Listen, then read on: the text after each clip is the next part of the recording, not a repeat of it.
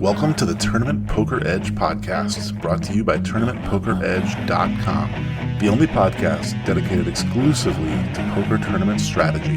Now here's your host, Clayton Fletcher.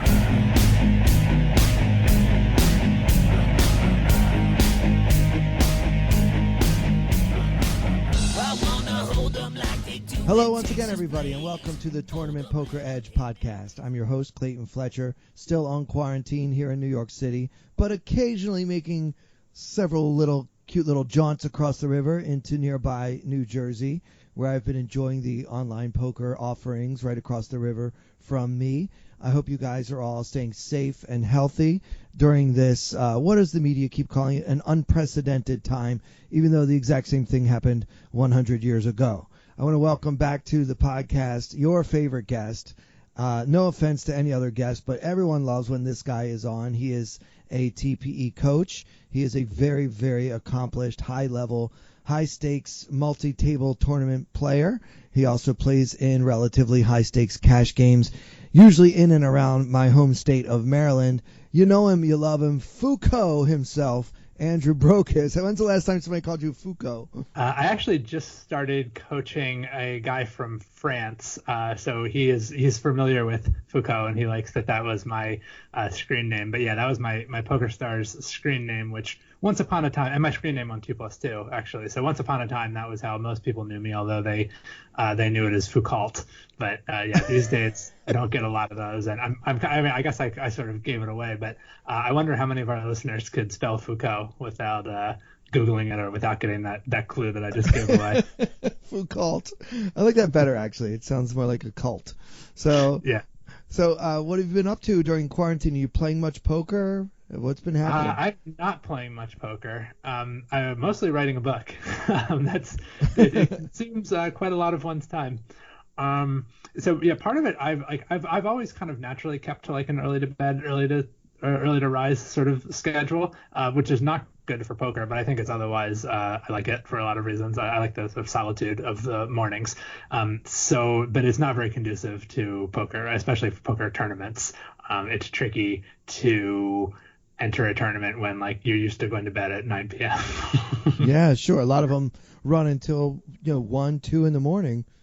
Yeah, I actually did. I made I think as a percentage of the field, it might be the deepest run I've ever made in a tournament. It's right up there. So I played a $50 tournament that had, it's going to be a series on TPE probably next month.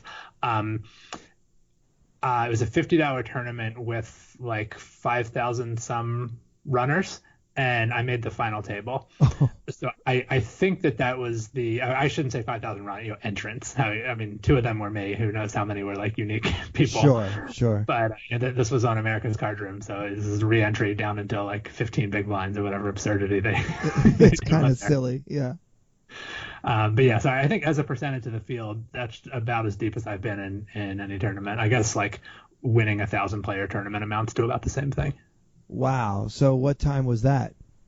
I think it was like 3 a.m. when we finished. Yeah, I was pretty zonked. Although I don't think I really misplayed as a result of being tired. No, actually, there was one hand at the final table where we were like, this might have been when we were 5-handed, and I was in like 3rd place, like a pretty significant, I was like pretty well above 5th and 4th. So there's a lot of like ICM pressure on me, and the button, who's the chip leader, min raises. I have ace-8 offsuit in the big blind.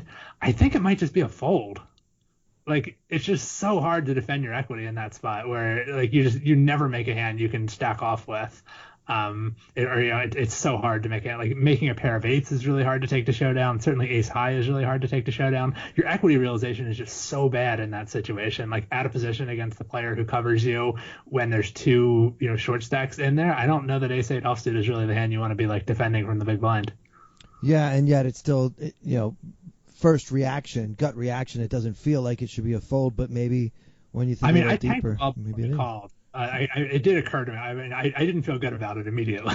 But I do sort of wonder if I had been at my very sharpest, maybe I would have found a fold there. But I mean, I also feel like if that's the biggest mistake that I made, like, it was worth it. Right, sure. Now, I know in the live poker world, when we get to the final break of any given tournament playing day, you have what you call the cookie level. Do you have any other stimulant strategy for when you're playing online till 3 a.m.? I mean, I do try to do something. Like, I think that's a pretty important component of staying up late. And I think it's part of what, it's not like I've never pulled an all-nighter playing poker before. I have thought about this stuff.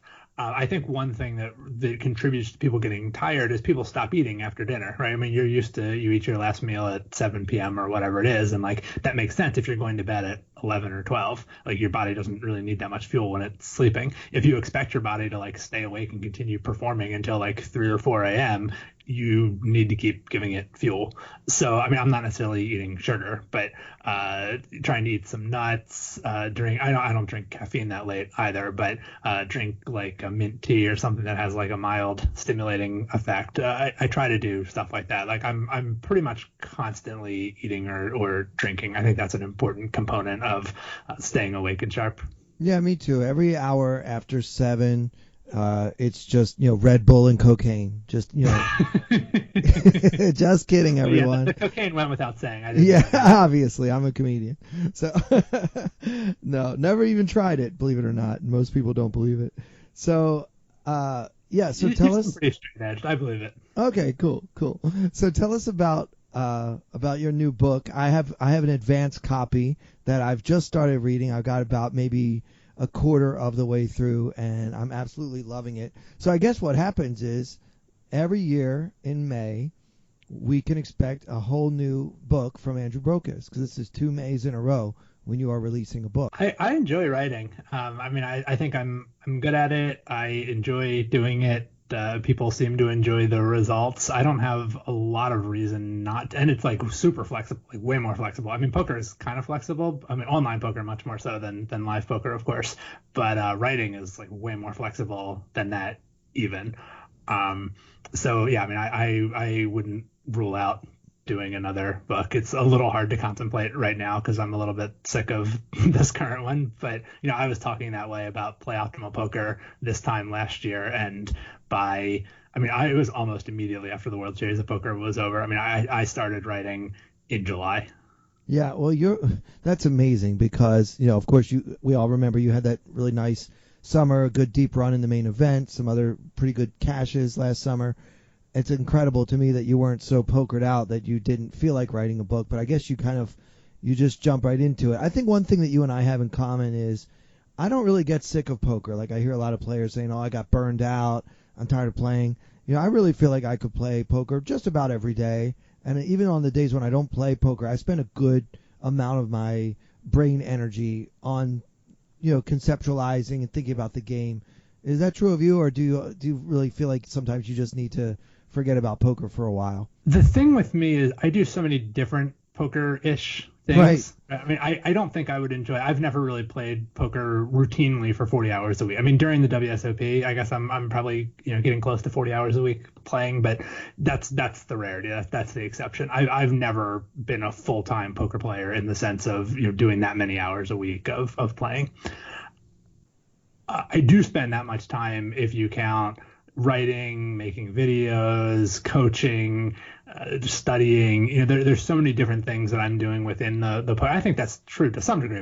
Most poker players are like at least studying and playing. So you're getting like some mix of activities there. But I think it more so for me than for most people. Like, I'm doing it in a lot of different ways. So there are times when I'm not really in the mood to play, but I can. And so it's nice having these projects, even when you don't know that a global pandemic is going to strike. But that you have that flexibility that like, they're closing the live poker rooms. No big deal. I'll just put more time into the book. Right. You had that other thing. And for me, poker is that other thing because, as everyone knows, my normal job, if you will, as normal as it can be, is comedy. And basically, there's no comedy right now. I mean, I know some of my friends are putting out, comedy specials from their homes, or they're doing like live Zoom comedy from their living rooms or whatever.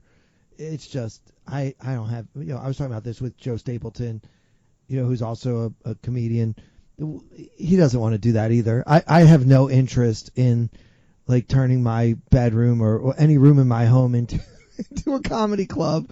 I can't. I need a live audience. So I was gonna say, it seems like a really tough thing to do without an audience. I mean, I've seen a fair number of music shows like on Facebook Live or that kind of. A lot of musicians have been doing stuff on there, which has been fun, and I really enjoy comedy. Like in general, I probably consume as much comedy as I do music, but I have not really been inclined to watch like Zoom comedy shows the way that I have watched Zoom music shows or Facebook Live music shows. And I feel like not having the audience is a bigger deal for a comedian than for a musician. 100%. As a person who has spent some of my life in both areas, I started as a musician before I did anything else. My father was a musician and all that, so I can tell you, like, I have no issue if somebody asked me to put out a video of me playing piano or guitar or singing a song. That would be fine. I wouldn't feel at all awkward about that. But because comedy is so much, people don't even realize it's actually a dialogue. And when you can't hear the other person, then you're just turning a dialogue into a monologue. And for me, it really takes the fun out of it. I shouldn't actually make this statement without ever having done it, but I kind of feel like I don't need to do it to know that I'm not going to like it.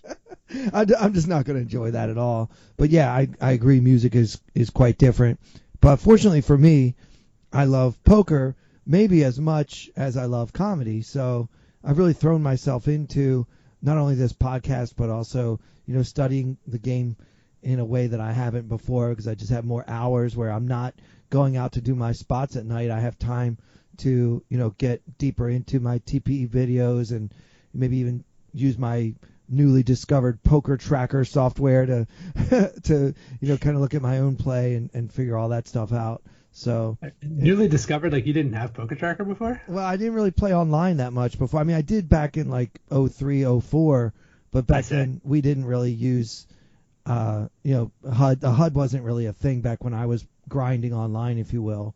And then, I really got into live to where after Black Friday, I totally stopped playing online completely. I never did I know go to Canada and play Scoop or anything like that. I never did anything like that. I didn't move to Mexico like so many of my friends did right after Black Friday. So, yeah, I kind of dropped out of online poker until only very recently, where I dabbled in it a little bit during the World Series just to play in a few satellites. I got into a couple of bracelet events on WSOP.com. like while I was in Vegas and playing against other people who were also in Vegas, which is totally different than, being able to play against the whole world. So, yeah. But yeah, now that I'm playing on, all the different sites, some regulated and some not, I have access to a much larger player pool, and I was doing it so much, I was like, I think it's time to go ahead and invest in some software I don't really use it as much to figure out what my opponents are doing wrong. I'd rather just watch them for that, but I try to just do it to check my own numbers, my own ranges, and just for the data collection on yourself alone, it's worth it. Even if you never turn the HUD on, it's worth having Poker Tracker. Playing on it all seriously. Yeah, and that's what I've been using it for, and I'm pretty pleased. I feel like my ranges are good, and my at least from the, I guess I have 20 or 30,000 hands, which isn't a huge amount, but it's not nothing. And I can see patterns where I need to call 3-bets a little less often, and I need to be a little less aggressive after the flop. Like, I'm starting to find maybe some leaks in my game, and they do tend to be of the Clayton trying to bully everybody variety. That's funny because you're such a mild-mannered and friendly guy. I am a super friendly guy. And then suddenly you turn into this bully. Yeah, but man, it just goes all the way back to sitting around the kitchen table with my brothers and my mom. And we all wanted to win so bad. It just goes all the way back to that, like my competitive family, where it's not personal. It doesn't mean that I'm a cutthroat human. It just means that when I play, I play to win, and I find that putting people in tough spots usually involves aggression. But if there's a mistake that I make the most, it's probably that I take that concept a little too far. Not gross, I'm not crazy, but it's a little too much. I'm trying to get those numbers down and maybe just pick a few more give up spots. for me, rather than trying to, as Vanessa Selps would say, trying to win every pot.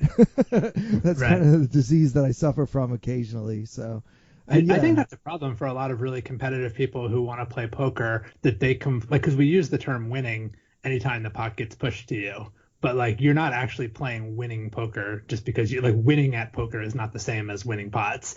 And so people who I think there are people who can't separate that, where like when they lose a pot they feel like a loser, and like if you made the correct fold, like that's winning.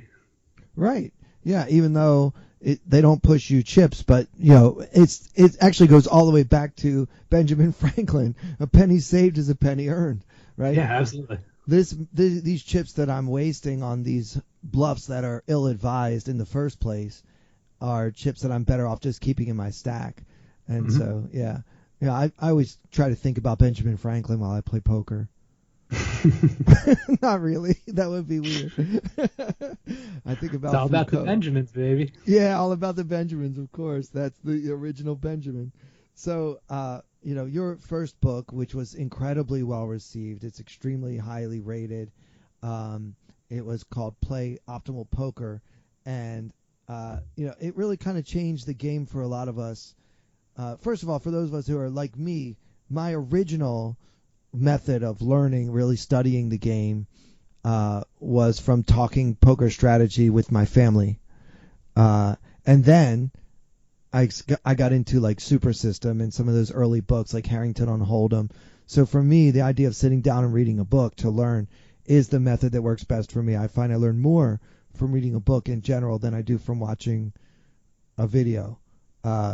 Now, some people are so good at making videos, yourself included, that I learn a lot from your videos as well. But many times it's just somebody kind of telling you what he did, but not really helping you understand why.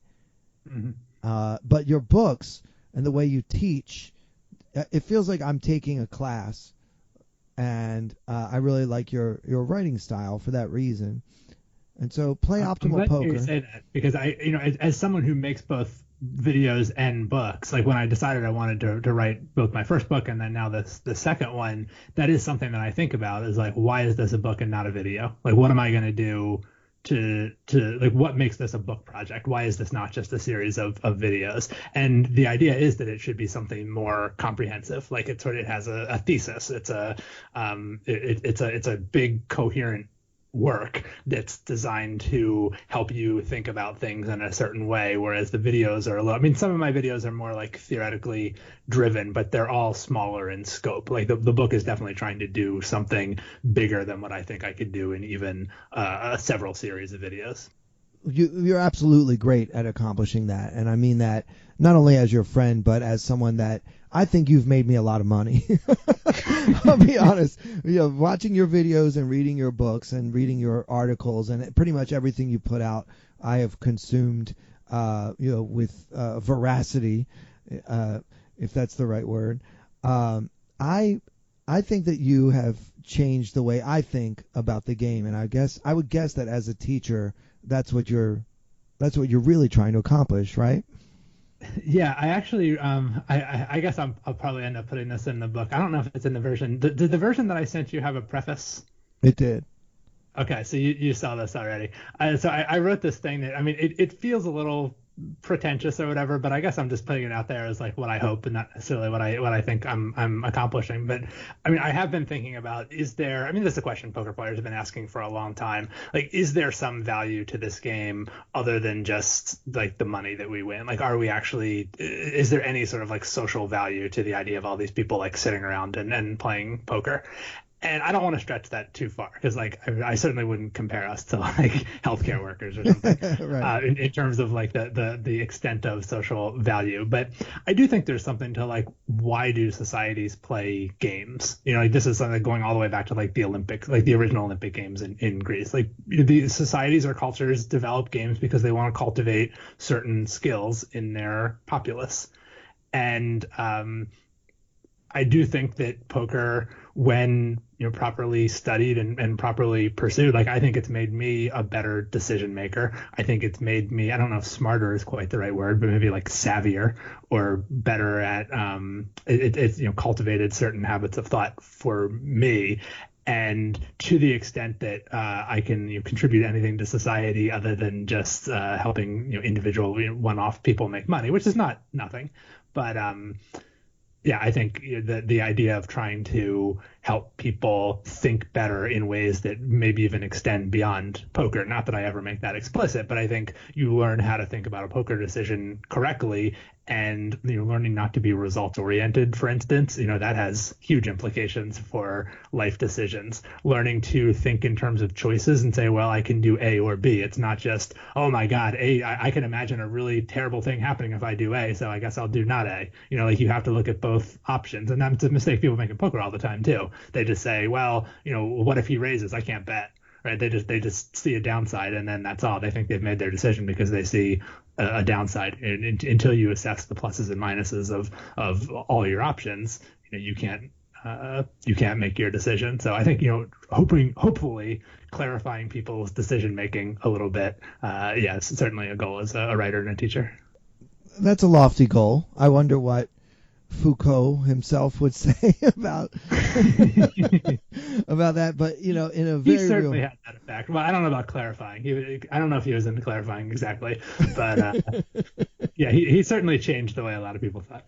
For sure. And kidding aside, I believe that you are capable of that, and your first book proved that to me, because before I read Play Optimal Poker, and I don't want to get too infomercial-y here, but in addition to being your friend and your colleague, I suppose, I'm a fan of yours, and your book really changed my understanding of this idea of game theory that only a few years ago was just kind of a nebulous concept to most of us. We sat down and we tried to beat our opponents, but the idea that a computer would be able to tell me what the correct play is to be unexploitable, and how to then take that information and actually apply it to real life. Because I think that a lot of people are capable of understanding the concept of something like equilibrium, because we can all understand that no one wins at tic-tac-toe, right? Mm-hmm. So we get that idea, and that poker would have a theoretically based equilibrium solution to any given problem. But then when we're playing against people who are making mistake after mistake after mistake, why should we care about equilibrium? And that was always the question I had when people would tell me in my $100 buy-in daily tournament at Borgata that I should be thinking about game theory and be more GTO. I would just laugh in their faces like, that's ridiculous, because I don't need game theory to beat these guys. I just need to know that this guy calls too much and this guy bluffs too much and that guy folds too much. But now I understand, after having read Play Optimal Poker, that even in a game where exploiting my opponents is a very real possibility, because I'm not playing against the best in the world, I should still understand the game theory and understand why the theory is what it is, and what I'm doing, and what mistakes I could actually be making while doing all that. And I kind of gathered all of that from the different chapters of your book, using many times non-poker, or sort of a watered down, I guess you call them toy games, but versions of poker that we would actually never play. Like one player has a king, one player has either a queen or an ace, right? But those games help you understand the idea that one player is polarized and the other player is condensed. And so how does that affect decision making?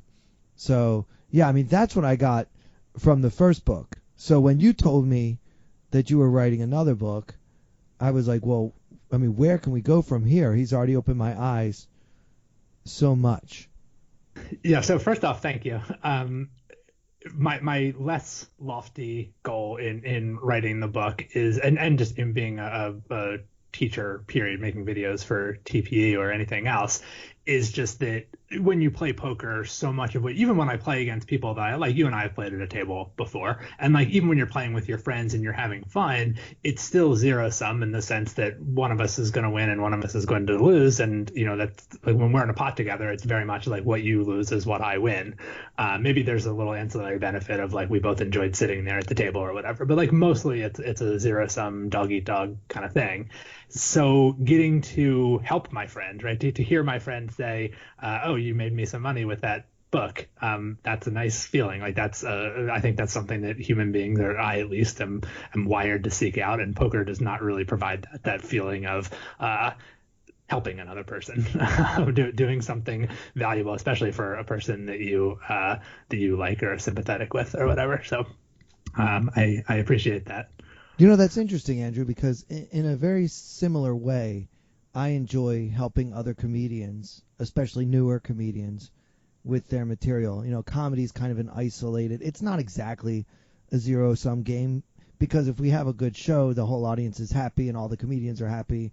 It's good for everybody if everybody's funny, right? But at the same time, there's a sort of an isolated nature just by virtue of the fact that it's a type of performance that you do by yourself, Right. as opposed to a play where you're all telling the story of Aladdin or The Lion King or something. This is just me telling my story, and it does kind of feel a little lonely sometimes. A lot of comedians struggle with depression and feelings of loneliness, even though you wouldn't think that because they're getting all this love and adoration every night. I tend to think the causality is going the other way there. That like they were already sort of depressive types, and that's what drew them to comedy in the first place. That's true. You have to be a really messed up person to want to do that job, and I certainly am. So yeah, that's true. I think that there is a lot of depression in the brain of the person that's an aspiring comedian before he or she ever even takes the stage for the first time. But for me, one way that I fight that loneliness or whatever, or that feeling of isolation that comedy sort of provides or contributes to at least, is in helping others. I reach out to other comedians. We get together, work on material. I teach classes where I don't charge a ton of money for the classes. Just barely enough to make it worth my while, to be honest. And just helping people and seeing them learn about something that I enjoy so much and getting better at a quote-unquote game that I like to play. I think there's a little bit of a parallel here between why you write books and do coaching and make videos and why I teach comedy classes and do comedy coaching. Yeah, and not a coincidence. Like I said, I mean, I think this is I think the rarity is the people who don't care about that. Like I think for most humans are interested in having cooperative, positive sum relationships with other humans, even if they also enjoy being competitive. Like I do have a competitive side, and it certainly sounds like you do. But like those things aren't mutually inconsistent. Like I think if you were only ever in competitive relationships with other people, even if you're a competitive person, unless you're like ultra competitive like Bobby Axelrod sort of person, right. You're gonna want to scratch that. Like at some point that's going to be unsatisfying if the only thing you're ever doing is you're in like zero-sum relationships with other people. I think for the large majority of humans that would not be a fulfilling life. Yeah, I guess you're probably right. Well, that was certainly a tangent I didn't expect us to take, but I'm glad we did. So, but let me get back to the question I was originally going to ask you. The first book kind of helped those of us that didn't fully understand why we should learn game theory and think of poker from a GTO sort of overview, if you will. Kind of gave us an understanding of why it's important and how you can actually use those concepts in your game. So to me, that's what I took from Play Optimal Poker, was that I understood game theory in a way I hadn't before and how to actually apply it in practice. So if that's what the first book did, what is the goal of the second book? To get a lot deeper on that understanding. So it is very much Play Optimal Poker 2. I mean, it is a sequel to the first book. I think most people should read the first book before they read the second. The exception would be, I mean, I don't really have any delusion that Bill Chen is reading these, but if you have you already have a deep understanding of the sort of like basic game theory concepts, like not just what equilibrium is, but like you really get it. Essentially, like you could go through Play Optimal Poker and be like, oh, I already know this stuff. Then I don't think it's that there's something specific to how I'm teaching it that you need to know, but I think the book definitely. The second book presumes that you're familiar with the concepts from the first. They do have the same overarching goal of the goal is to help you understand poker. Right? It's not a tournament book. It's not a cash game book. It's not a deep stack or a shallow book. It's not a live book or an online book. It's a book about poker. It's not even really a book that's specific to No Limit Hold'em all that much. I mean, all the examples come from No Limit Hold'em because that's the game that I'm most familiar with, and it's the game that I would expect most readers to be familiar with. Most of the concepts would apply in any poker game, and even in some cases in games that aren't poker. But it really is just about how to understand poker and how to think about the why behind doing things. It's not a book about how to play ace king or how to bluff the river. It's much more about just like how to think about any decision that you might have in poker. So the first book focused a lot on first just explaining basic game theory concepts and then getting into the idea of polarized and condensed ranges, right? That it makes a difference. It's not just about equity. Once we introduce betting into the game, then it makes a difference which player, having knowledge about the strength of your hand, knowing that you have a strong hand or knowing that you have a weak hand is better than having a hand that's sort of in the middle where you're like, oh, I don't know what, and we all sort of know that intuitively, like, oh, I don't know where I stand. But then the implications of what do you actually do about that? So the first book was very much about the polarized versus condensed range dynamic. Some of the material that's in the second book I had initially written to be part of the first, and I decided to sort of scale back the scope of the first book because I thought it was already going to be overwhelming for a lot of people. So the second book gets into, in poker, in real poker games, as opposed to toy poker games, we're rarely dealing with truly polarized ranges, especially before the river. And so on the river, generally, if you're betting, you're either value betting or you're bluffing. There's not really a third reason to bet on the river. But before the river, it is more complicated than that.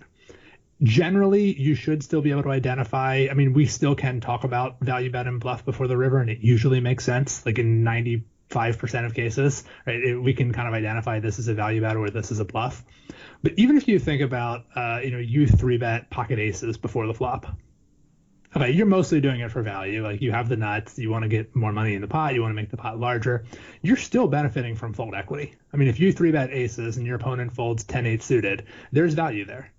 It's not as good for you as if he called, but like it's still better than just calling and letting him see the flop for free. 10-8 suited does have a chance of drawing out on aces, and when it does, it usually wins a pretty big pot. So you're not only protecting your equity, you're also protecting those potential losses.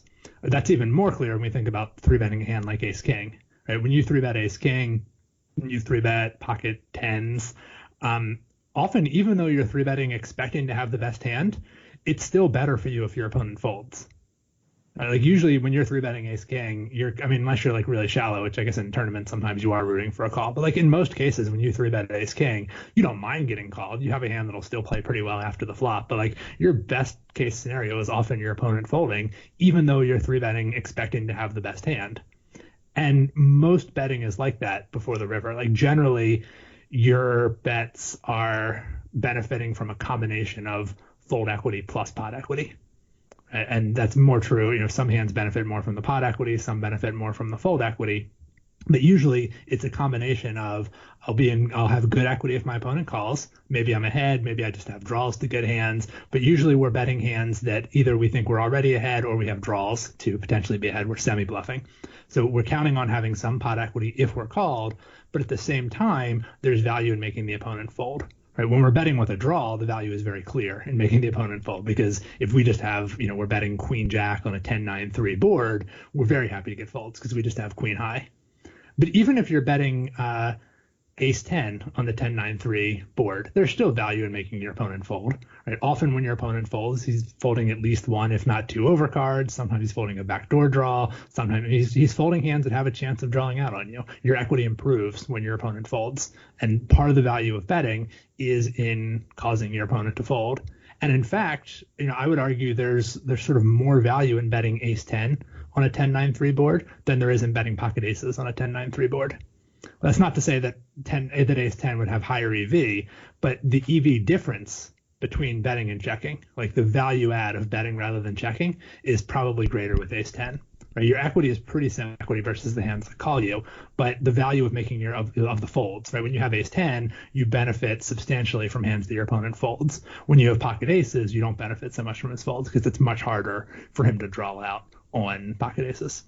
What I'm hearing is that something we were taught in the early days of poker writing. They said every time you make a bet, you have to know why you're betting, whether it's a value bet or a bluff.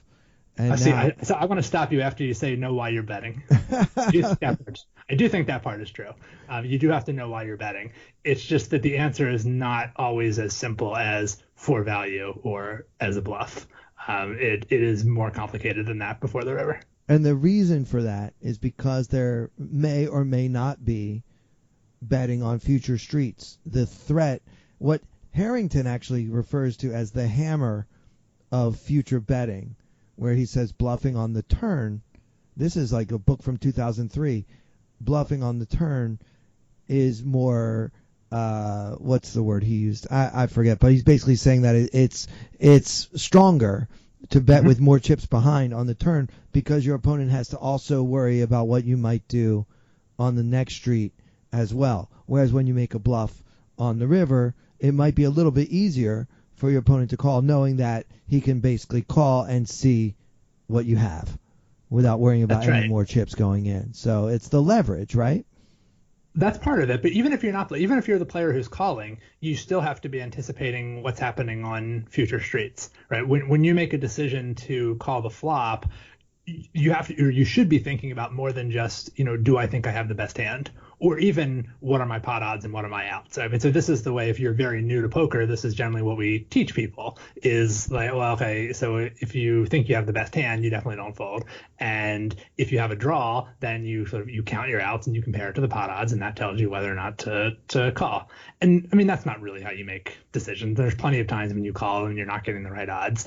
And that's because you're counting on a lot of other things. I mean, sometimes you're counting on if I make the hand, I'll win some additional bets. Sometimes you're counting on I might be able to bluff some rivers where I don't make it. Sometimes you're thinking like, well, okay, I have some outs that are like very nutty. I have outs to a flush, but then I also have pair outs, and like there's a chance that those are going to be good. I have a backdoor straight draw. So there's a lot of other things that go into the decision. And one of the things you have to consider is you don't know what the board is going to look like on the river.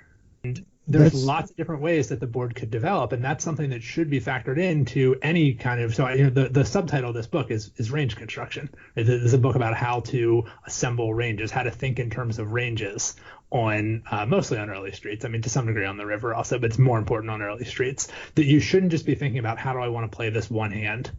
You should be thinking about what are the situations I'm likely to end up in future streets, and what tools do I want to have in my toolbox when I get there? Right? That's what you're doing when you make a decision to bet the flop. What you should be thinking is not, I want to take it down now. I don't want to see more cards. I think I have the best hand. There's a flush draw on the board. Like those are not the things you should be thinking when you bet the flop. What you should be thinking is, what tools am I going to need on the turn? What might the board look like on the turn? What might the board look like on the river? What hands am I going to want to hold in a scenario where my opponent checks and calls? What hands am I going to want to hold on possible turns, on possible rivers, right? That's what's affecting, you're thinking ahead to the river, and then you're saying, well, a flush could come, so I should bet some flush draws. A backdoor flush should come, I should bet some backdoor flush draws. An ace might come, I should bet some aces. You have to think about all of these things. And when we talk about balance on early streets, it's not just thinking about a bluffing frequency. It's thinking about all these things, right? Being balanced on any possible run out. Now, a Pio solver can do that perfectly. Right? A computer can do this perfectly. Our brains cannot, right? Just our simple human brains. We have to study what computers do and learn heuristics for making these decisions. We have to simplify these things, and that's a lot of what the book is about, is how do you take this really complicated stuff that in theory is what you should be doing and that a solver is doing, how do you turn that into something that your human brain can do in 30 seconds while you're sitting at the poker table? Well, it's a book that I think the poker world is ready for. I'm a little sorry you wrote it because I'm afraid people are going to get so good at the game now. Like, it's already tough enough to win, and now if enough people read this book, you're basically going to put me out of business. But I do think it's wonderful that you are willing to share your deep, obviously very deep understanding of the game and the math and the science behind the game with everyone in this way. Now, I realized in the middle of that, we didn't give the title of your book. We've been talking about your new book. Yeah, I did the same thing. So tell us the title of your new book so people can at least buy it. Play Optimal Poker 2, Range Construction. What is the thought process that you should have when making really any decision? Certainly any decision where there's still money behind. All-in decisions where you're like facing an all-in bet are a bit different, but other than that, if they're still going to be betting on later streets, then you should be thinking in terms of range construction, not just what I want to accomplish now, but what tools will I need later. Well, I really love nerding out with you. I could talk poker theory with you all day, every day, but they will absolutely kill me if we don't do a strategy segment. I mean, I can't have Andrew Brokos on the podcast and not talk a hand with him. So I don't want to get you killed. Yeah, please don't be responsible for my death. So I know that you said you had a hand you wanted to talk with me about. And so what is it and what's it from? Okay, this is from one of those forays onto America's card room that I was mentioning to you. And this wasn't a huge pod. This is not from. I didn't want to do one from the deep run that I had because that's going to be on TP anyway, so people are going to get to see those hands. But I pulled a hand where I took a line that I imagine a lot of poker players in general, a lot of TP members probably never take this betting line. It's just not something that they do. And in particular, I think a lot of people wouldn't do it with my hand. So I guess I won't set it up any more than that. we can talk about. I'm definitely intrigued. So yeah. So this is we're on America's card room. It's an 8-max tournament, so we're 8-handed. The blinds are 175, 300 with an ante of 40. I have about 25,000 chips, which I think is like 70-ish big blinds. Most people, I cover most people at the table, but not by a lot. So I think probably the starting stack was 20 or 25K, and that's what most people have is somewhere between 20 and 25K. So we're like 70-ish blinds deep. I have King Jack offsuit under the gun, so our decision right away. Okay, so for me. And I readily admit that I'm a little too tight in early position, but even at an 8-handed table as this one is, I'm just folding this. I don't play this hand from under the gun unless I'm at a really, really good, super juicy table where I'm not worried about having to deal with being out of position against decent opponents. So I'm sure that you didn't want to talk about a hand where you just folded on your very first I just decision. I figured I wanted to have a lot of time to talk about the book, so I thought strategy segment, short and sweet. I folded, hands over. No, obviously you're going to play the hand, but I wanted to ask you, how big a mistake am I making if I just always fold King Jack unless I'm at the best table in the world? Not very large. This is actually, it kind of gets to a concept from the first book, which is when you're indifferent at equilibrium, right? So which is a game theory concept where in theory, like if we were to have a solver that was looking at pre-flop stuff, and those exist, it's a resource intensive thing to do, but you can do pre-flop solves. I think there's a fair chance this would be a mix, meaning it sometimes raises and sometimes folds, which means that the EV of raising in theory is 0. Right? If it were higher than 0, it would always raise the hand. If it's sometimes folding, then the EV must be 0. If the EV of raising were less than 0, then it would always fold. So If it's a mix, the EV of raising has got to be 0 in theory at equilibrium. That means if you do everything perfectly afterwards and your opponents do everything perfectly afterwards, then whether you raise or fold, you're not making any money either way.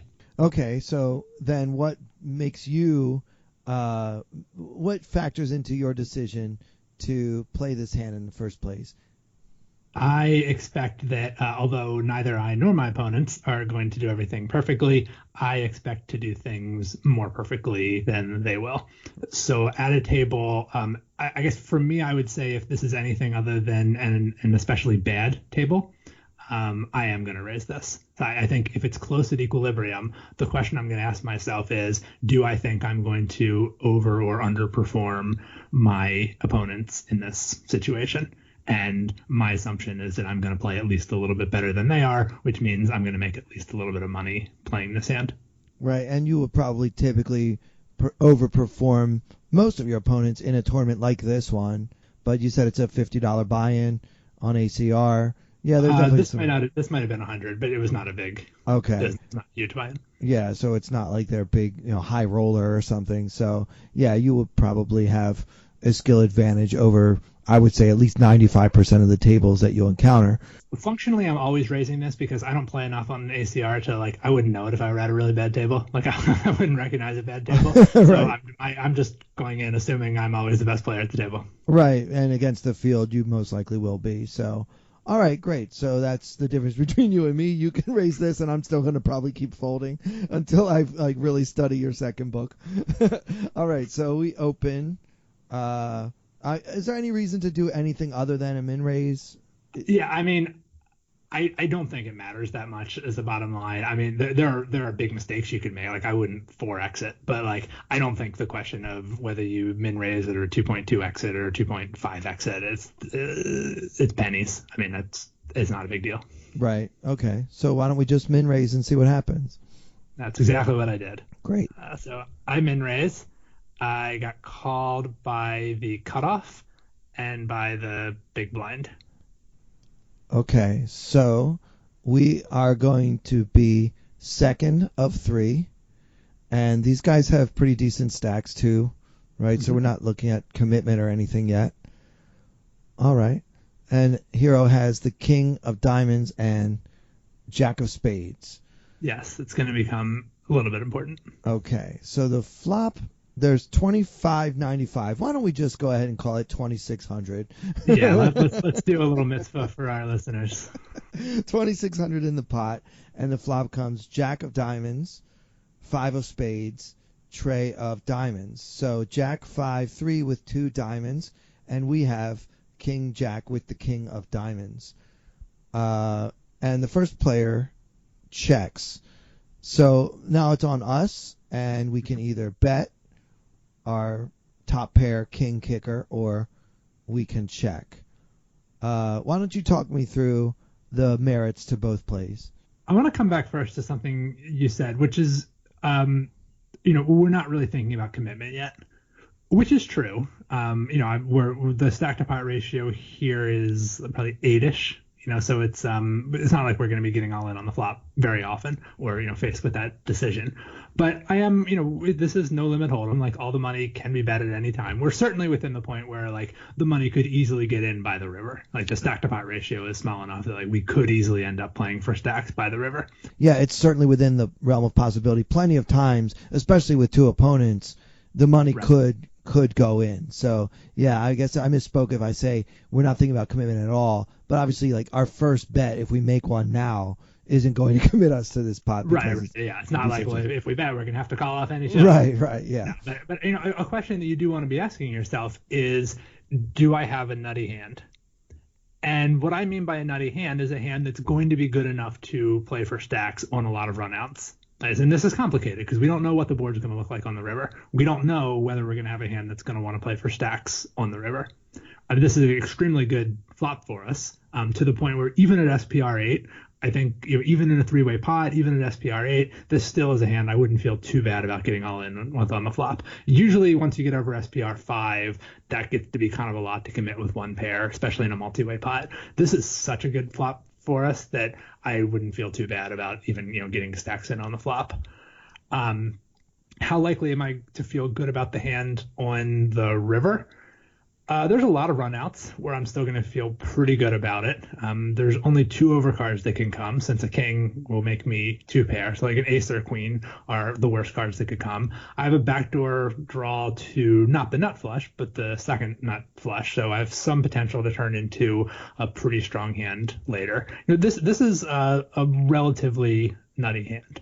That said, it won't break my heart if stacks don't go in. Like, I wouldn't say that I'm downright eager to get stacks in here. I'll often have a hand that's happy to play a relatively large pot. I'll probably feel better off in general with 2 bets going into this pot rather than 3. Yeah, I mean, this is kind of a textbook good but not great hand.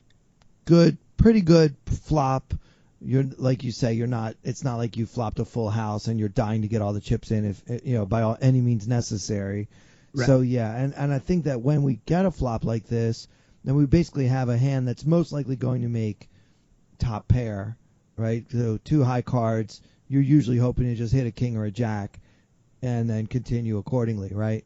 I mean, Of course, you also had some straight possibilities pre-flop, and there's always a chance that you could backdoor into a nice king high flush with a hand like this. But mostly we're raising, hoping to hit exactly what we hit, which is a pair of jacks. That's actually a really important point about the pre-flop decision, right? That's why this is close. If this was king jack suited, this would not be close. If this were king jack suited, you should definitely be raising it. Also, if we made the SPR much lower, if we had 30 big blind stacks pre-flop, you should always be raising this, because with a smaller stack, the kind of hand that king jack makes. Remember, range construction is about thinking ahead. What tools am I going to want on later streets? With a smaller stack, you are just going to be looking to, well, if I make top pair, that's going to be good enough to play for my stack. And king jack makes a pretty good top pair.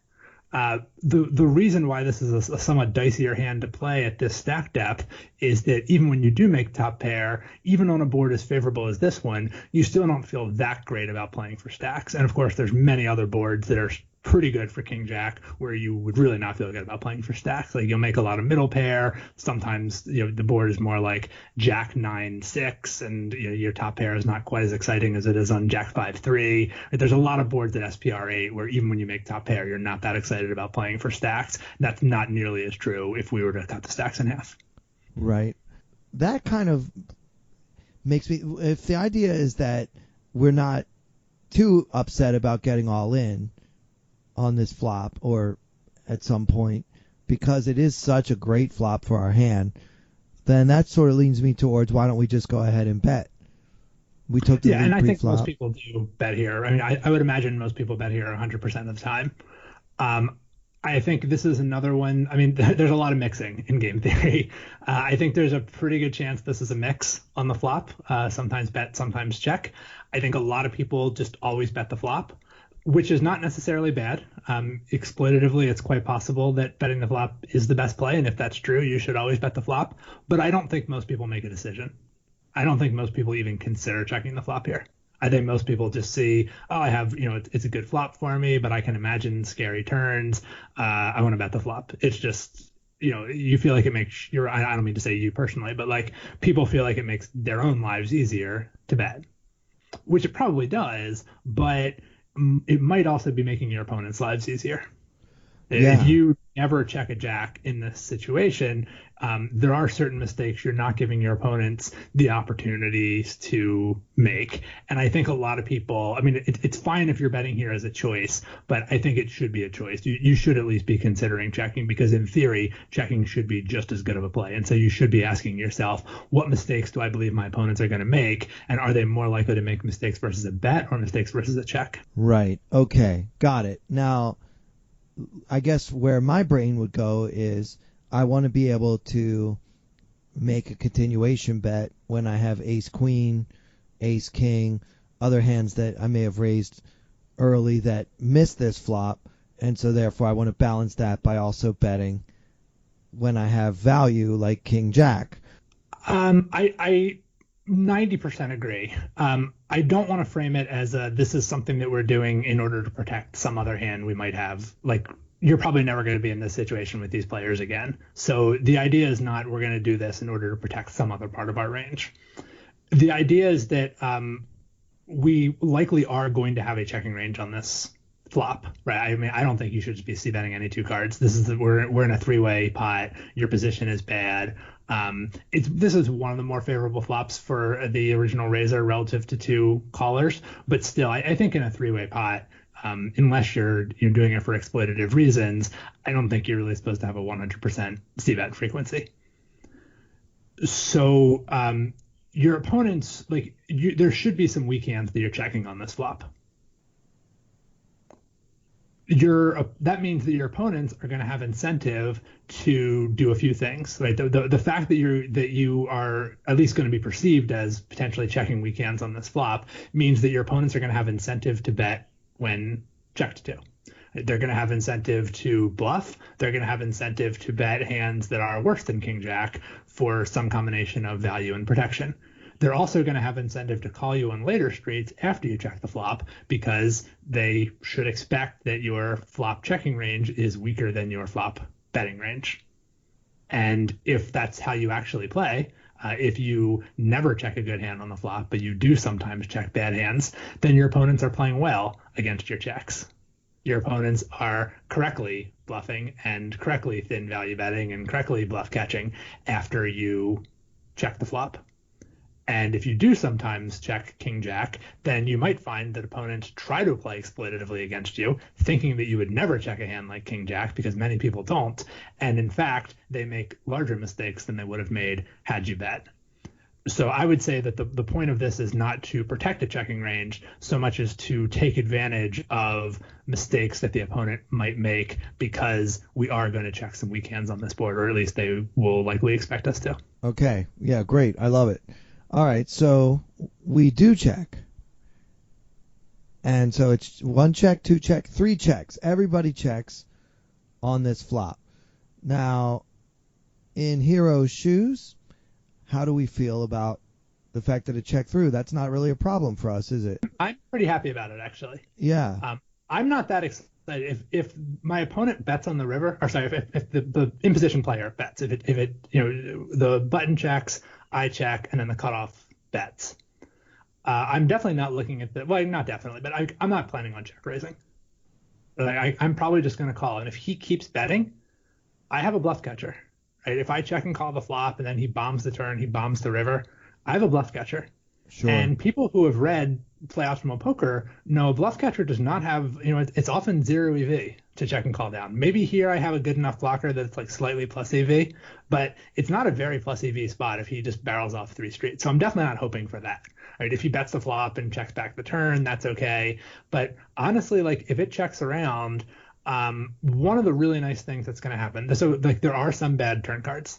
And I think this is the thing that really tripped people up, is a lot of people just engage in worst case scenario thinking. They're like, what if I check and the turn is an ace and someone bets? Then what do I do? Right. Oh, then you got unlucky. Then you fold. Got the worst possible turn card and someone bet. That happens. Yeah, this is a gambling game. There are a lot more good turn cards for you than there are bad. And a good turn card is any turn card that is not an ace or a queen. It doesn't need to improve our hand. Our hand improves the second we check. Our hand is stronger. Right? When we bet the flop, betting is also how you're going to play a lot of hands that are better than king jack, right? You're often betting aces, you're often betting kings, queens, ace jack, sets. Right? There's a lot of stronger, not a lot, but I mean, there are many stronger hands than king jack that you're going to bet on this flop. When you check, you are subtracting a lot of strong hands from your range. Your range gets weaker when you check. And what that means is that king jack is promoted within your range, right? King jack is much closer to the top of your range after you check than it is at the second that you see the flop as an under the gun raiser. When you see the flop, king jack it's still towards the top of your range, but it's maybe top 30%, top 25% of your range on this flop.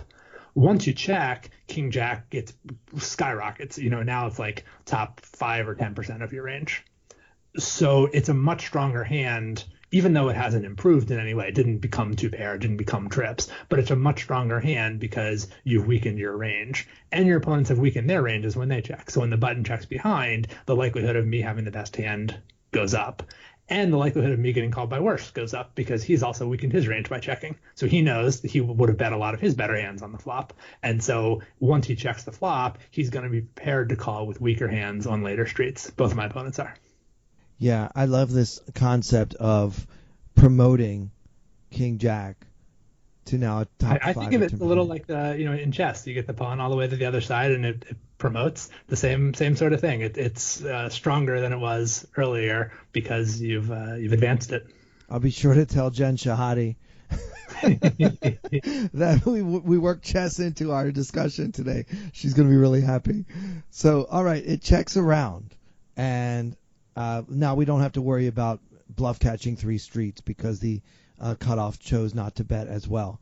All right, so the turn comes the 9 of spades. So now we're looking at Jack of diamonds, 5 of spades, Trey of diamonds, and now 9 of spades. So the board is Jack 9, 5, 3 with 2 diamonds and 2 spades, and there's still 2,600 in the pot. And now I have king of diamonds, jack of spades, so I have one of each suit on the board. Right. Okay. Right. So now the big blind leads for 11.23 into 25.95, so a little less than half the pot there. Mm-hmm. And the action's on us. So first of all, what do we make of this lead? I feel so again, like this ties into what I was just saying. Like I feel much better about my hand facing a bet now than I would have facing a bet on the flop. Right. I don't think that he has really weakened his range. Like there's a good chance that he is the big blind is just checking his range 100% on the flop. So this is really his first opportunity to make a meaningful bet. So it's not that he's weakened his range, but because I've weakened my range, now King Jack is just like slam dunk facing a bet. Like I have the very like tip top of my range here, and I feel great about putting money into the pot. I feel so good about it, in fact, that I chose to raise. Oh, sexy. All right. So this is the part that I think people really don't do. Like I think it's rare that you see people check a hand like this on the flop, but I think you very, very, very rarely see people check flop and then raise turn with just top pair. Right? People are usually people just have sets when they do this. Like honestly, that's what I see when people check the flop and then raise the turn. I see sets more than there's something that people will, and like this is a slow play, but I don't think you need a set. Like I think King Jack is close enough to the top of my range. I got a beautiful turn card. This is a strong enough hand to raise, especially in a multi-way pot where this comes back to that idea of I am raising for value. Like I do think I have the best hand. I do think hands that are worse than mine will call. There's also a lot of value in getting that guy behind me out of there. Like I don't want the cutoff over calling in this spot. Nothing good comes from that. I was going to say, I always hate having another player yet to act in position behind me. So yeah, absolutely. Yeah, I guess pushing him out is my hand is fun. not getting better on the river. Like right. Even the king river is completing a straight. Like that's almost a bad river card for me. Like I would rather have a deuce river than a king river. Sure. Yeah, agreed. Okay, so we make it 33-33. So he had bet 11-23, and now you basically 3x that. It's significant. This is a small raise relative to the pot because his bet was small relative to the pot. So he's getting and that's part of why I can do this a little more thinly. Like that's why I can do this with top pair mediocre kicker is I'm not charging him very much. So his range for calling this bet should still be like he should call pretty often. Like he's getting great odds to call this raise. He should call with a lot of hands. He should call with a wide range. And King Jack is going to be in better shape against a wide range than a narrow range. That's why your raise size doesn't have to be that big. His bet was small. You don't really want to go too big here because then you can really only get called by worse, correct? Well, yeah, I'm strengthening his get called by better, but yeah, I would be strengthening his range in a way that I think is undesirable.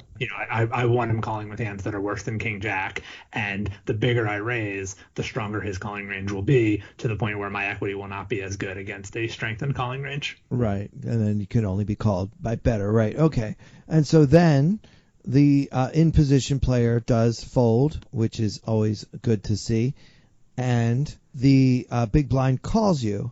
And so at that point, I think that we should feel pretty good about our hand. Now, what is the plan if we get 3-bet? It's a fine question to ask. I think it almost never happens. Right. I guess you're right. So I mean, I this is part of the like worst case scenario. I think not that this is what you're doing, but just I think that's like part of a lot of people's concern is like, what if I get 3-bet? Like I don't know, it sucks. Like yeah, you have. I mean, your hand has become a king in the ace king queen game. Like and your hand like your value has gone pretty much to zero. Even if you don't fold, like the value of calling is probably pretty close to zero. So yeah, it sucks. It's a bad situation. It's not what we want to happen. But I don't think it's very likely. Like I think there's a lot of value in.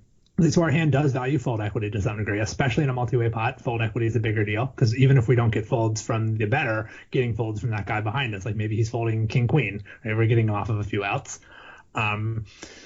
So like we definitely get valuable fold equity, and we do pretty well when called. The only thing we don't want is to get 3-bet. But you can't have it all. It doesn't have to be that all three parts of the game all three parts of the game tree are profitable for you. That's rare. That's a lot to ask for. If 2 of 3, especially the 2 most likely ones, are good for you, that's good enough for me. Right, because in practice, a 3-bet here is usually not going to be with.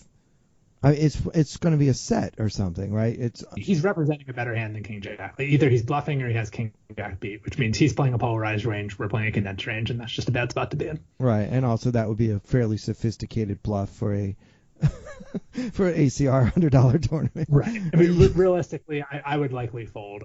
It would depend. I mean, sometimes people do things where you convince yourself that they just like have to have a big draw. Maybe if he just like shoves all in, I might convince myself I had a big draw or something. But yeah, I mean, mostly I'm not expecting it. I honestly, I probably didn't even have a plan for it because I was like, it's probably not going to happen, and I'll cross that bridge if I come to it. Right, and you probably won't come to it. Okay, so yeah, he doesn't 3-bet. He just calls. And now I think we're still feeling pretty good about our King Jack here. I mean, this is exactly what I wanted. I got the guy behind me out. I made the pot a little bit larger against the player in front of me, who it's important to note that guy's betting a lot of draws. The value of playing my hand against a draw on the river is pretty low. Again, if we just call and then he bombs the river, I'm going to mostly feel like I have a bluff catcher. I mean, I think it's going to be a plus EV bluff catcher because the Jack is going to be an important blocker, but especially on rivers that complete draws, if I just call the turn and then he bets the river, my hand does not have a lot of value. Right. It's not a spot that I'm excited about. And that's generally true. When you have a made hand and you're playing against a draw, which we don't know for sure he has a draw, but playing a made hand against a draw, generally the made hand does better on the early streets. But on the river, no matter how good your made hand is, if the river is, and this is going all the way back to like David Sklansky theory of poker, on the river, the draw is in better, it has better EV than you do because the draw either gets there or it doesn't. And it's playing up, so it's a polarized range. And your made hand, if he's drawing to a hand better than yours, then your made hand is a king in the ace king queen game. So, if he has a draw, I'd benefit a lot from making the action happen on the turn. One of the things I'm giving myself the option to do is to check behind the river here, or to force him to have to develop a donking range on the river, which is a much harder thing for him to do than to just bomb it on the river if I call a half pot turn bet. Makes sense. Okay, so he calls, and now the river comes the deuce of spades for a final board of Jack, 5, 3, 9, deuce with 3 spades. So the backdoor spades did get there. Again, we have the king of diamonds and jack of spades. I think it's important, even though this is technically a backdoor draw, because there was no action on the flop, spades are 100% in his range, right? I mean, a lot of times people say backdoor draw, like that's a significant distinction if there was action on the flop where like he might have folded 2 spades on the flop. He didn't have an option to fold 2 spades on the flop because there was no betting on the flop. So, and especially as a big blind caller, like he has a lot of spade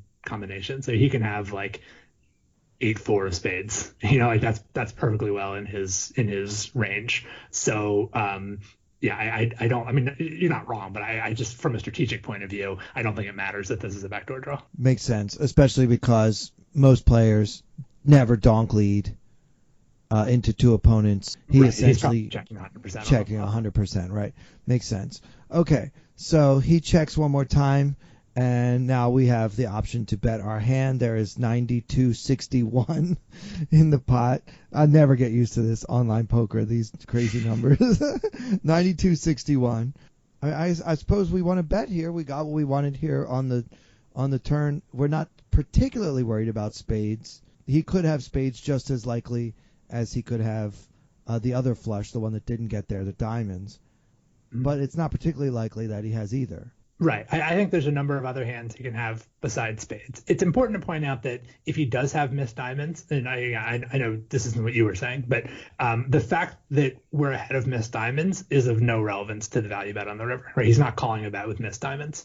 So we need to think about not do we believe we have the best hand, but rather will I still have the best hand if he calls a bet? Right? Because betting strengthens his range. Betting makes his range stronger. Betting causes him, presumably to fold most of his missed draws. Occasionally, maybe he, bluff check raises something, which is also bad. But assuming he checks and calls, are we still going to believe, that we have the best hand? And so the spades getting there on the river, that's a big deal. That's a huge set of hands that we were ahead of on the turn that we're no longer ahead of on the river.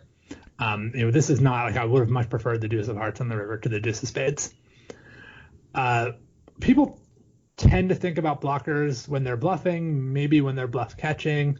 Blockers are relevant for value betting, right? If the single biggest thing I'm worried about is running into two spades, then having the king of spades in my hand, it's going to be more profitable to bet with king of spades jack than to bet with king of hearts jack, right? Of course. He can't have king four of spades. He can't have king queen of spades. This is probably still a value bet if you have king of hearts jack, but it's a more profitable value bet when you have king of spades jack. It definitely makes me feel better about betting here. It would also make me feel, so I'm pretty sure if we got check raised on the river, a solver would say to call because the king of spades is such an important blocker. The problem is, I think exploitatively, like a lot of random players in a $100 Sunday tournament on ACR are just like so weighted towards value when they check raise the river that like even accounting for the fact that this would be a pure call at equilibrium, it might still be a pure fold against like a random ACR player. Yeah, sometimes you just have to tell Pio to screw off. But that's why understanding game theory is so important. Is like it's not that you have to do to come way back to your early point about what relevance does game theory have for small stakes games. You don't have to do what a solver said. Game theory doesn't tell you to do anything. Game theory tells you what an equilibrium strategy would look like. That's just information for you to use to derive your own strategy, to say, okay, knowing that this would be a mix at equilibrium tells me that I have great flexibility in terms of what I choose to do. I can raise or fold pre-flop depending on, my decision is very sensitive to table conditions. If you have pocket aces under the gun or even pocket queens, right, that's not a mix at equilibrium. That is a 100% raise. And so for you to, I guess we shouldn't be that extreme. Let's call it like pocket tens. Okay, we have pocket tens under the gun. It's a pure raise at equilibrium. For you to fold pocket tens under the gun, you would need some kind of, there's really nothing that could justify it. Right, yeah. So yeah, this is a good example. Like when you're facing a check raise on the river, right? I'm pretty sure this would be a pure call at equilibrium with the king of spades blocker. But it's perfectly legitimate for you to say, I understand why the equilibrium looks the way that it does, right? For me to have a preference for calling, I have to believe that my opponent is going to bluff this card at a certain frequency. Like he has to do things in order to make it profitable for me to call here. And I understand what those things are. I know where the equilibrium comes from. I know what he has to do in order to cause my equilibrium strategy to make sense for me.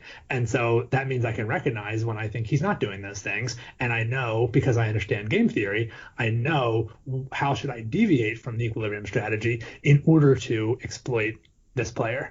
Sometimes those are obvious, right? It doesn't take a genius to know if your opponent is very loose, then you do more value betting and less bluffing on the river. It's not always as clear, how should you play differently before the flop? How should you play differently on the flop if you have an opponent who's very loose? That's not always so obvious. A lot of people wouldn't even know how to recognize an opponent who doesn't check raise the turn as much as they're supposed to. Certainly, what are the exploitative adjustments you should make against an opponent who doesn't check raise the turn as much as they're supposed to?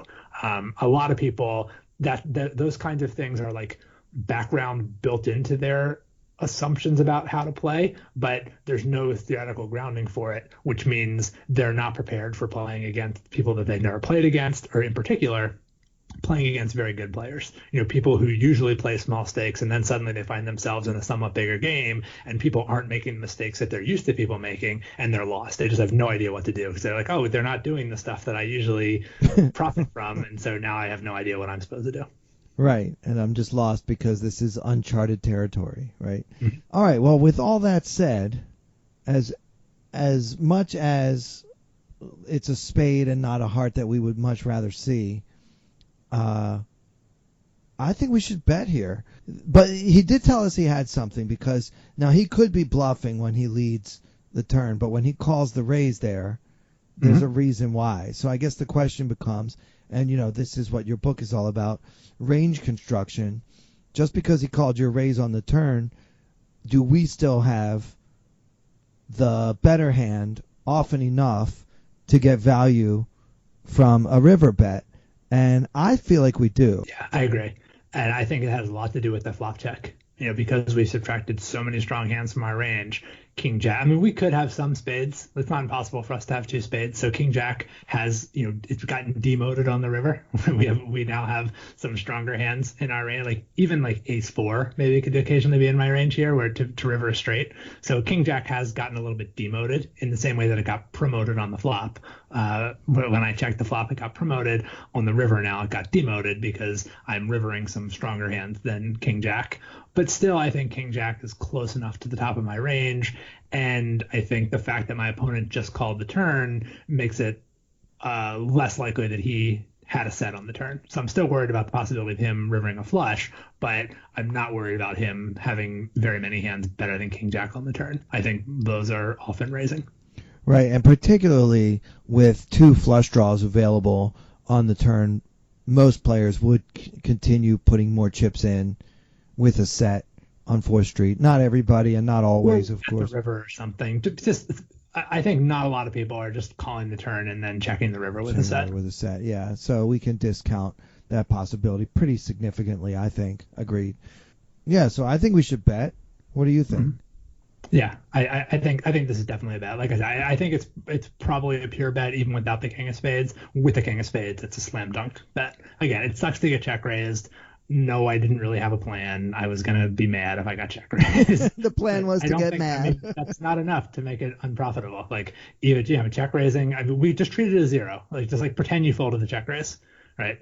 And then so the value of betting now has to be not just greater than zero, it has to be greater than what you're going to lose to a check raise. So assuming that he does occasionally check raise bluff, but you're going to fold, you're going to lose something to that check raise. Call it, 8% of the pot is like the frequency with which he check raises as a bluff is 8% of the time. So you're losing 8% of the pot to river check raise bluffs. That means you have to be winning more than 8% of the pot from the times that he checks and calls to make up for that loss. And I think that I am.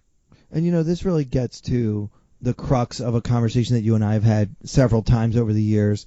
So many players approach the game with the idea of trying to avoid difficult decisions and just to make their own lives easier as they play. Now, I don't know if that's because they don't want to make mistakes, and so they play with the intention of avoiding mistakes, so they try not to put themselves in position where they might make mistakes, or if it's just because they like to play 20 tables at a time, and it's easier to do that if you are avoiding any really hard decisions on any given table. But yeah, I definitely think it's more profitable. It's obviously more profitable to have hard decisions sometimes. That's part of the cost of doing business, correct?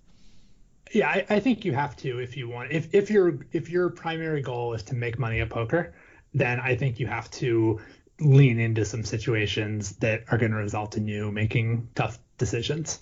I know that's not everyone's goal, right? I mean, some people play for fun, and having like stress. I mean, all right, if stress isn't fun for you, you probably just shouldn't be playing poker, period. But I understand that like facing tough decisions is particularly stressful. Like regret is stressful. Feeling like you made mistakes is stressful. So I do understand why for people for whom profit is not goal number one, I understand why it's like appealing to avoid those things. But if you want to make money at poker, you can't come into that with that mindset of I'm just going to make things nice and easy for myself. I mean, you can probably beat like very small stakes games that way, but even there, like the goal, poker is not just a like black and white win or lose thing. I mean, you can win more or less. Like you could be a small winner at small stakes if you just play like super straightforwardly. You always bet when you top pair unless the draw is there, and then you never bet because what if you get check raised? Like you are leaving money on the table. I mean, if this is a profitable bet and you don't take it, you are losing money just as clearly as if you call a river bet and lose and you lose money. Again, it's the I guess it's the opposite. Right? A dollar earned is a dollar saved. to come back to Benjamin's wisdom.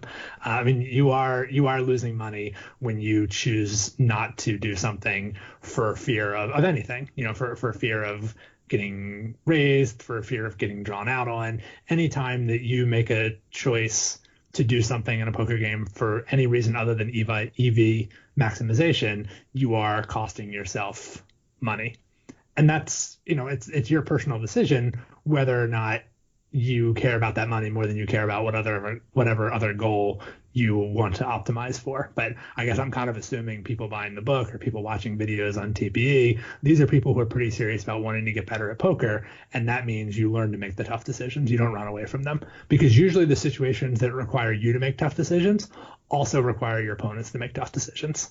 Right? The only reason getting check raised on the river would be a tough decision is if my opponent is also putting in the work of really developing like a good, well-constructed, well-balanced river check raising range. Otherwise, I'm mostly going to feel like I can just fold the check raises because schmucks don't check raise bluff the river often enough. So unless I have reason to believe my opponent is not a schmuck, then I'm just going to fold. And the only way that he exploits that is by putting in the work and doing the difficult thing of check raising the river. And I'm kind of counting on not a lot of players actually doing that. So what you're really doing is you're saying, who's going to be better at making the difficult decisions, me or my opponent? And if you just study how to make difficult decisions, for instance, reading a certain book that's coming out on Monday, the 25th, then you're going to be better equipped to do those things than your opponents. Right? I mean, it's about who does things better. That's what poker really is about. This is, I guess, the Tommy Angeloism of reciprocity. Right? Anything that happens in a poker game is an opportunity for you to do it better than your opponent. So the goal is not don't make mistakes. The goal is make fewer mistakes than your opponents do. And there's two ways of doing that. One is to make fewer mistakes yourself. Two is to cause your opponents to make more mistakes. And there can be a trade-off between those things. So if you start going down the road of let's get into some weird spots, let's check the flop and then raise the turn. I mean, yeah, you haven't done that. I haven't done that a lot of times either. Like this was a little bit of unexplored territory for me, but it was probably even more unexplored territory for my opponent. And he was probably a lot less equipped to explore it than I was. And that's why I thought it was a plus EB thing for me to do. Yeah, you certainly took an unusual line, like you said before we even heard how the hand went down. So here we go on the river. We bet half the pot, and our opponent shoves right back into our face. No, I'm just kidding. He calls. So results of this hand, we won.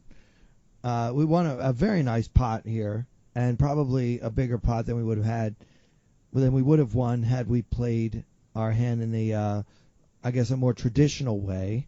Our opponent called this river bet with pocket tens because it's so hard to put you on a jack when you check the flop with two opponents. That's really what made you all this extra money. I think so. And this is why I say like checking the flop is not about protecting some future check. It's about increasing the likelihood that I get called by pocket tens. And that's exactly what ended up happening. So let me ask you another question about promotion. In the big blind's shoes, holding these pocket tens, when the flop jack checks through, am I correct, generally speaking, in promoting my hand?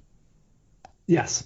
Right? Tens feel a lot better about where they are, especially with all these possible flush draws around.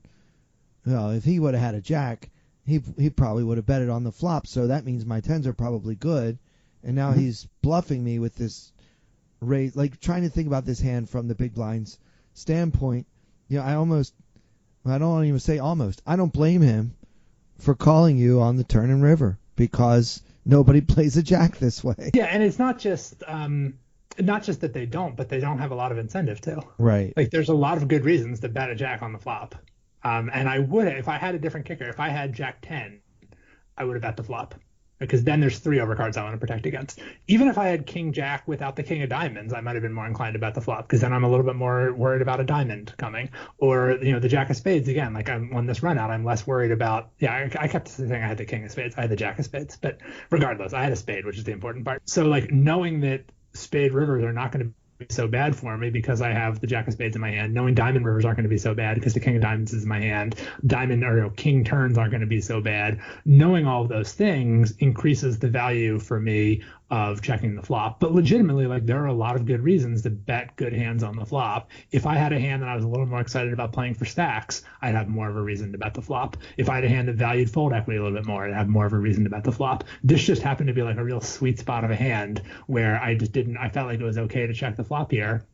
And my opponent is not wrong to think tens is a pretty good hand. He also probably wouldn't even be wrong to throw any idea of balance to the wind and just say, like, most people never check a flop here, never check a jack here on the flop, so I'm going to close my eyes and call down. The one problem with that, I guess, is I call it like half-assed hand rating, where he's saying what he doesn't think I have. He's like, oh, he probably doesn't have a jack, but he's not really saying what he does think I have, because like most people don't do this as a bluff either. So it's really just a weird thing, period. Like, to check the flop and then raise the turn like this, it's just a weird line in general, and it doesn't necessarily make it more or less likely that I have a strong hand or a bluff. So to just say, well, I don't think we would play a jack that way, so I call with tens, that's really only doing half the work. I mean, if you can say he wouldn't play a jack, but he would play a bluff that way, then it makes sense to call down with tens. Otherwise, I mean, it's a 0 EV bluff catcher at every single point. Like, he should definitely bet the turn. That part I think is not close. Once he gets raised, like whether to call the raise, whether to call the river, those are both things that, in theory, he should be more or less indifferent. Wow. Andrew, as usual, I feel like I say this every time we talk on the podcast or ever. You have blown my mind, as you always do. You have 100% delivered, as you always do, and I really appreciate you hanging out with me tonight. I know it's getting close to your bedtime, so why don't you tell us about your book, how we can get it. I'm sure everyone's going to be very eager to get their hands on a copy. Well, first off, you bring out the best in me. Oh, thank you. Thanks. Yeah, so the book is Play Optimal Poker 2, Range Construction. It is going to be available on Monday, May 25th. The paper, if you want a paper book, it'll be available in large print or normal book. But I know there are some folks out there who don't have the greatest eyesight, so you can get a large print edition as well. Those are going to be available on Amazon. That would be the only place to get a paper book. For an ebook, you have 2 options. You can get from Amazon, which would just be the Kindle version, and that'll get like automatically delivered to your Kindle the way any kind of Kindle book that you buy would be. You can also buy ebooks directly from me at nitcast.com, nitcast.com. The upside of doing that, the main reason to do that would be if you have an e-reader other than a Kindle.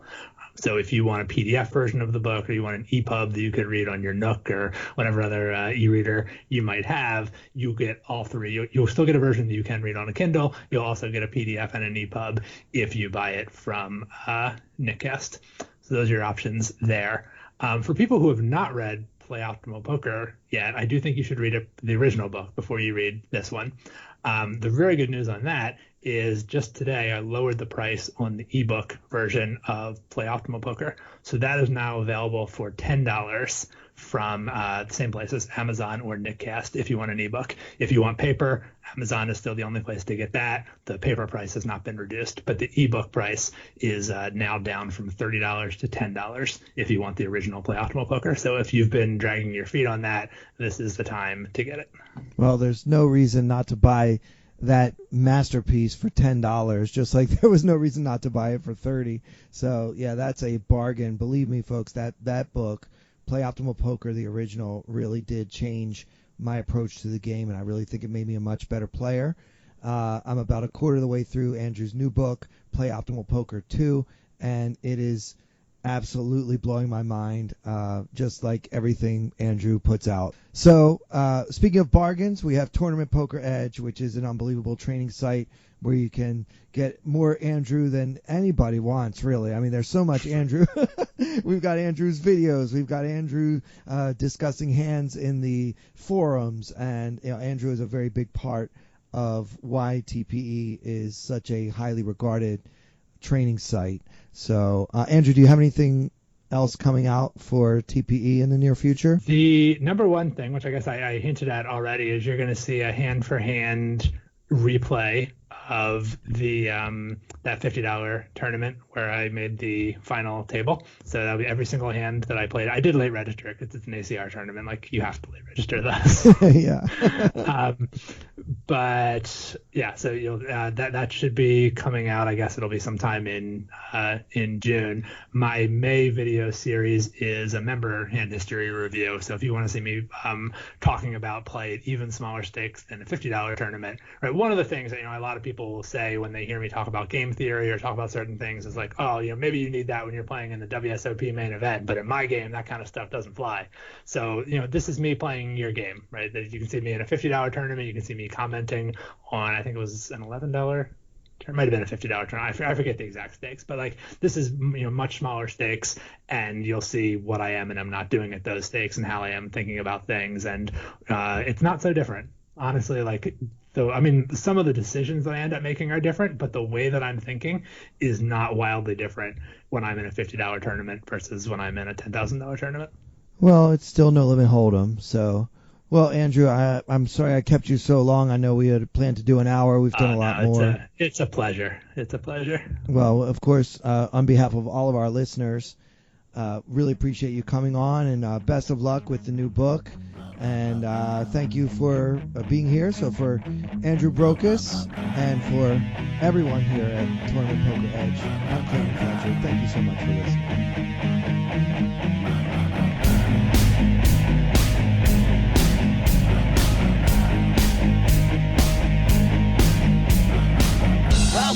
Hold them like they do in Texas, please. Fold them, let them hit me, raise it, baby, stay with me. Lock in intuition, play the cards with babes to start. And after she's been hooked, I'll play the one that's on her heart. Oh, whoa, whoa, whoa, whoa, whoa. I'll get her heart, show her what I got. Oh, whoa, whoa, whoa, whoa. I'll get her heart, show her what I got. Carry mine, no, she can't read a mile. Poker face, she's got to love nobody. Carry mine, no, she can't read a mile. Poker face, she's got to love nobody. Poker face, poker face. Poker face, poker face. I wanna roll with her, a hard pair we will be. While little gambling is fun when you're with me. I love it. Russian roulette is not the same without a gun. And baby, when it's love, it's not rough, it isn't fun. Oh, whoa, whoa, whoa, whoa. I'll get her heart, show her what I got. Oh, whoa, whoa, whoa, whoa. I'll get her heart, show her what I got. Carry mine, no, she can't read a mile. Poker face, she's got to love nobody. Carry mine, no, she can't read a mile. Poker face, she's got to love nobody. Poker face, poker face. Poker face, poker face.